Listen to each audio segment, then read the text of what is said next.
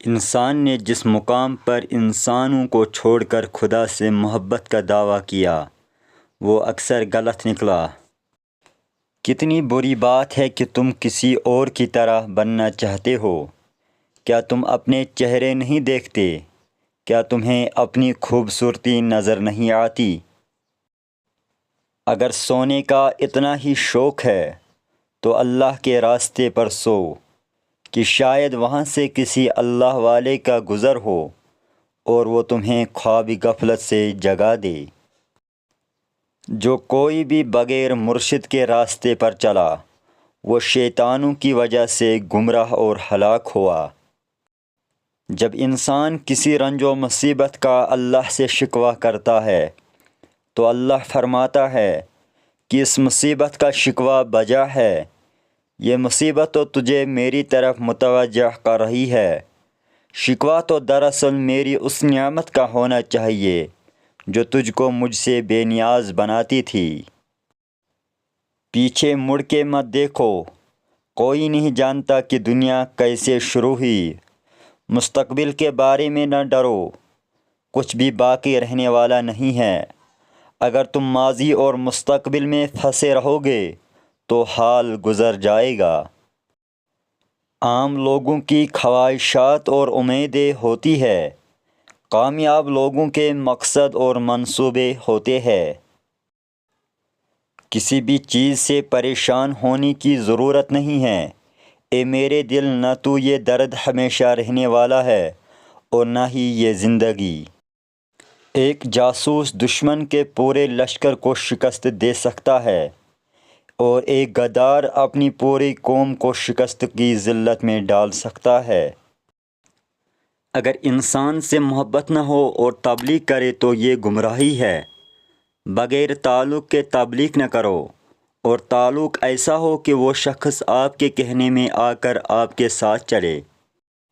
محبت سب سے کرو، اعتبار چند ساتھیوں کا اور بدی کسی کے ساتھ بھی نہ کرو۔ جو انسان اپنے ارادے کا پکا ہو وہ دنیا کو اپنی مرضی کے مطابق ڈال سکتا ہے اور اپنی منزل کو حاصل کر سکتا ہے۔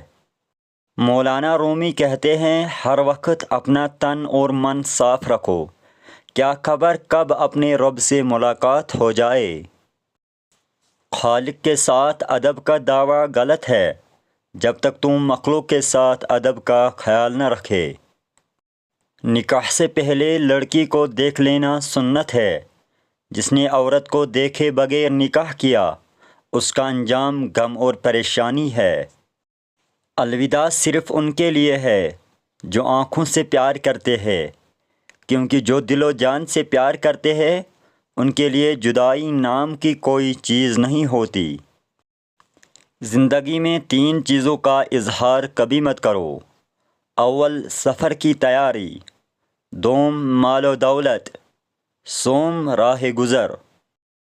اگر تیرے پاس ڈال نہیں تو تلوار کے سامنے مت آ، کیونکہ تلوار اگر تیز ہو تو یہ کاٹنے سے نہیں شرماتی۔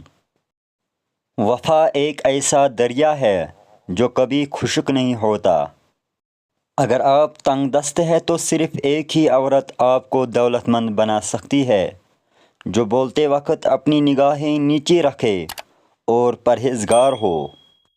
جس نے جسمانی خواہشات کی پیروی کی گویا اس نے عذاب الہی کو دعوت دی۔ جو شخص عقل مندوں کی صحبت میں بیٹھتا ہے وہ معزز، باوقار اور عالی درجہ سمجھا جاتا ہے۔ جس بات کا تمہیں پورا علم نہ ہو اپنی زبان سے مت نکالو۔ جب کامیابی قریب آتی ہے تو انسان میں 2 چیزیں ظاہر ہونا شروع ہو جاتی ہے۔ اول، وہ باعمل بننا شروع ہو جاتا ہے۔